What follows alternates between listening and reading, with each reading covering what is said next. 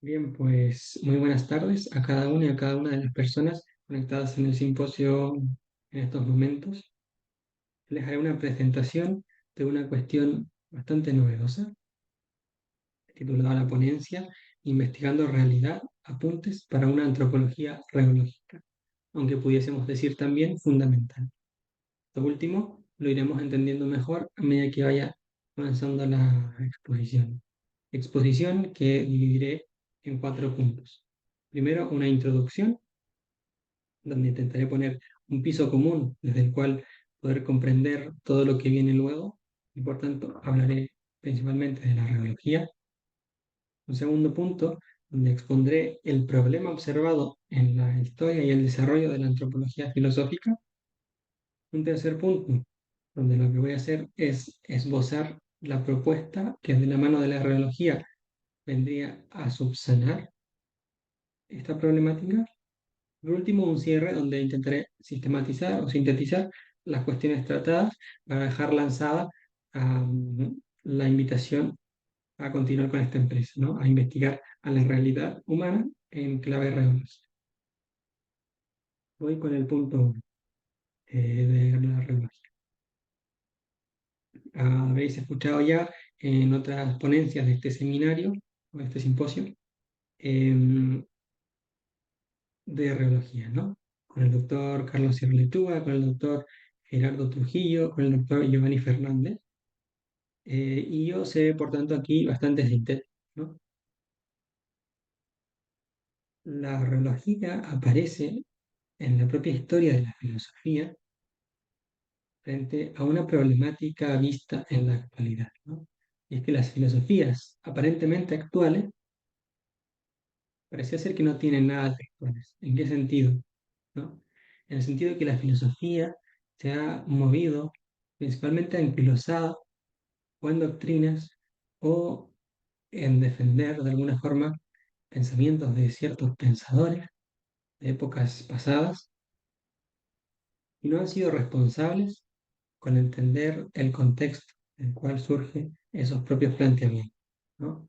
Y por tanto, lo que se han dedicado a hacer es a intentar ver lo que la realidad sea o pueda ser, mejor dicho, a partir de ello. Y por tanto, nunca han logrado un verdadero contacto con lo que la realidad de hecho es. Entonces, la arqueología aparece aquí justamente para subsanar eso y para ponernos ya con las cosas con las cuales de hecho ya estamos tocándonos, en las que ya estamos imbricados, ¿no? Y por tanto se plantea como una investigación, o sea, como una herramienta para la investigación filosófica que sea realmente rigurosa y que surja y empiece desde el contacto con la propia realidad. De lo que se trata, por tanto, es de investigar la realidad real de las res, la realidad apresada en las cosas. Ver que estas mismas cosas nos acusen lo que de hecho son, nos acusen su realidad, ¿no? Para ello tiene ciertos principios. Un primer principio sería que es explicativa y no solamente descriptiva. Un segundo principio vendría a ser que es factual.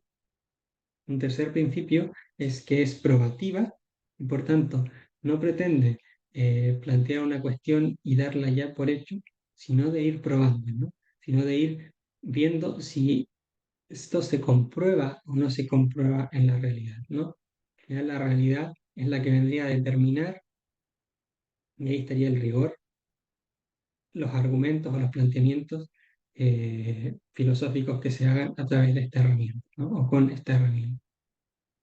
Eh, Dentro de esto habría un punto fundamental, que es otro principio, que es el principio metafísico de responsabilidad física, que de lo que se trata es de mantenernos informados con lo que la realidad está acusando en investigaciones como la ciencia o en la poesía o en el arte, que son, digámoslo así, eh, formas de contacto con las cosas para poder conocer lo que éstas sean, no para acercarnos a la realidad, para de alguna forma profundizar en ello, ¿no?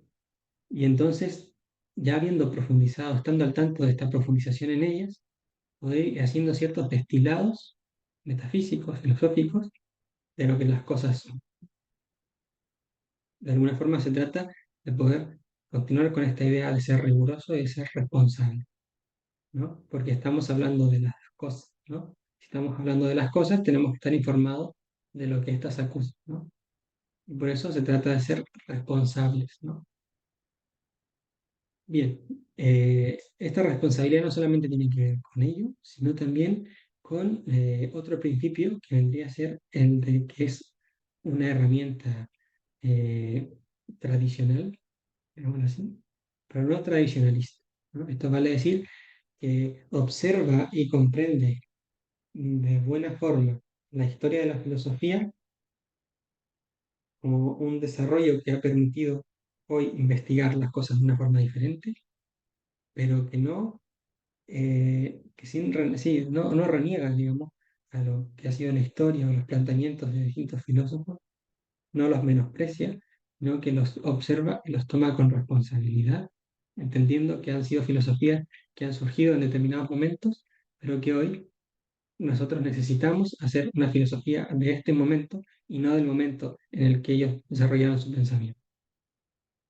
Y decía entonces que la reología, y esto es lo que me interesa que tengamos claro, aparece frente a un problema, que es que la filosofía pareciera no ser actual, pareciera no ser realmente actual. Y entonces esto nos impele a repensar no solo la filosofía, la metafísica en cuanto tal, sino las diferentes ramas de la filosofía. Una de ellas, la antropología. Entonces, en el breve desarrollo de la reología, ¿no? Que ha sido muy rico y muy riguroso, se nos impele, se nos exige por la propia realidad que va investigando esta reología a repensar una investigación de la realidad humana. Entonces, voy al punto 2, ¿no? ¿Por qué nos exige repensar la antropología filosófica? Esto porque si uno empieza a observar el desarrollo en la historia de la antropología, se va a encontrar con que frecuentemente esta se ha desarrollado en virtud de una ideología de turno. Por ejemplo, una ideología religiosa o, por ejemplo, camuflada dentro de ideologías, no necesariamente ideologías, no propiamente una ideología, pero sí camuflada dentro de una epistemología, por ejemplo, en la época kantiana. Y por otro lado, podemos observar que las antropologías nunca han logrado tomar, digamos, a la realidad humana toda, investigarla de una forma rigurosa y fundamental, sino que lo que han hecho es desarrollar investigaciones parciales. Han tomado una u otra experiencia humana o un u otro momento operativo suyo y lo han generalizado para explicar lo que el ser humano sea, ¿no? Han puesto esa experiencia, que pudiese ser, por ejemplo, la experiencia religiosa, en una ideología de turno, por ejemplo, propiamente cristiana, y han entonces esbozado una idea de lo que el ser humano es a partir de esa experiencia, ¿no? Menospreciando, de alguna forma, otras cuestiones, otras experiencias que también son humanas. Y entonces definen lo que el hombre es a través o por una operación suma. Esto lo han criticado filósofos y filósofas como Martin Buber, como María Zambrano, como Scheller.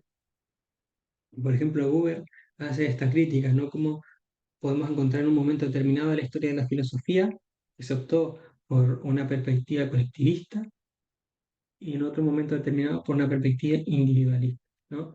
Y nunca se ha acabado justamente por encontrar ese momento de solapamiento entre esos dos momentos o experiencias que son humanas para constituir una antropología o una investigación de la realidad humana que sea donde se acuse la realidad humana toda, ¿no? Estas antropologías, junto con el doctor Carlos Sierra Lechuga, les hemos denominado antropologías segundas. Y esto lo podéis ver en un artículo que está publicado en la revista Logoy, ¿no? Que es un artículo que se llama Antropología y Reología, ¿no? Hemos denominado entonces, decía, antropologías segundas porque lo que hacen justamente es no ir a lo fundamental del ser humano, sino tomar una de sus experiencias y desde ahí desarrollar. la investigación. A estas antropologías segundas, que ya han criticado otros filósofos y filósofas, hemos agregado una crítica más fundamental y más profunda, que es que no solamente han cometido un error metodológico, no es porque hayan visto esto y no hayan visto esto otro, sino que han cometido un error metafísico, ¿no? ¿Qué quiere decir esto? Que se han dejado llevar o han guiado sus investigaciones por un prejuicio substancialista. Sustancialismo es una propuesta de un momento determinado de la historia de la filosofía, poco riguroso, ¿no? Podemos decirlo hoy, ¿no? Poco riguroso y poco responsable, ¿no? Que lo que expone es que lo que las cosas son, lo son por algo que las subyace, ¿no? Es decir, habría algo basal que hace que las cosas sean lo que son, ¿no? Y que luego le pueden advenir cosas, ¿no? Que serían los accidentes, ¿no? Pero claro que serían accesorios y que por tanto no, serían menos reales que la sustancia, que aquello que subyace a lo que las cosas sean, ¿no? Por ejemplo, pensemos en el ser humano, ¿no? La experiencia religiosa es el sujeto del humano, ¿no? Es lo fundamental, lo basal. Y entonces todas las otras experiencias, cultural, política, tal, vendrían a ser accesorias, ¿no? Por tanto, podrían no estar y seguiría habiendo ser humano. Esa sería un poco la línea de planteamiento. En la actualidad, precisamente por los avances de la filosofía, de la ciencia, ¿no? Se ha ido hallando, la propia arqueología lo atestigua de esta forma, ¿no? Se ha ido hallando que en la realidad lo que es no es una sustancia, ¿no? No hay algo que subyace a la cosa, sino que lo es de hecho estructuralmente, sistemáticamente, en virtud de la relación de sus notas, en virtud de el contacto que tiene con el medio, ¿no? Y entonces sería importante, justamente el problema, ¿no? Fundamental es que la antropología, la historia de la antropología ha sido típicamente substancialista, ¿no? Y lo que a nosotros nos toca, en virtud de los avances, ¿no? que mencionaba recién, es rechazar el esencialismo por no ser hoy una propuesta probada, digamos, filosóficamente, reológicamente. Y entonces podemos pasar al tercer momento, que vendría a ser la propuesta, ¿no? A sabiendas entonces de lo que la reología ha ido hallando por su carácter riguroso, eh, sería interesante, y de hecho es interesante, utilizarla como una herramienta, ¿no? Para hacer una antropología. Que ya no se trate de hipostasiar una u otra experiencia, creyendo que eso es lo que hace que el humano sea que es, sino que lo que busque es no una u otra experiencia, sino lo transversal a todo un ser. Porque el ser humano no se acusa totalmente o completamente en una u otra experiencia, sino que habría que ir a algo más fundamental, ¿no? Y esto es lo que nosotros, junto con Carlos, hemos llamado el experienciar, ¿no? La experiencia en cuanto tal. Y esta experiencia en cuanto tal la hemos definido como una aprobación física de realidad. Para hacernos entender, y lo planteo aquí de una forma más pedagógica, y digo pedagógica porque no es un símil, pero sí para un público que tal vez no esté tan cercano a la reología, pueda entenderlo de una forma más amistosa. Podríamos relacionarlo con la idea de inteligencia sintiente de Javier Zubiri, ¿no? Sí, pero bueno, es la aprobación física de realidad. Esto sería la experiencia. Que vendría a ser, de alguna forma, ese momento transversal a todas las demás experiencias de la realidad humana, que vendría a acusar, digamos, eh, lo que el humano de hecho es, ¿no? Bien, pues no solamente hemos llegado a esta propuesta, ¿no? No solamente hemos llegado a esta idea de que no se trata de ir por una ni por otra experiencia, sino de la experiencia en cuanto tal, sino que hemos visto que el fundamento metafísico de la aprobación física de realidad, o sea, de la experiencia, es la corporeidad. Corporeidad no pensada en términos sí, de reducción. Esto sería decir que lo que el ser humano está hecho es de cuerpo, cosa totalmente equívoca, ¿no? Si lo planteamos de esa forma, pero sí, el ser humano está constituido corpóreamente. Corpóreamente yo pruebo, por ejemplo, la amistad, ¿no? Corpóreamente yo pruebo el afecto o el apego de mi madre o el afecto de mi pareja.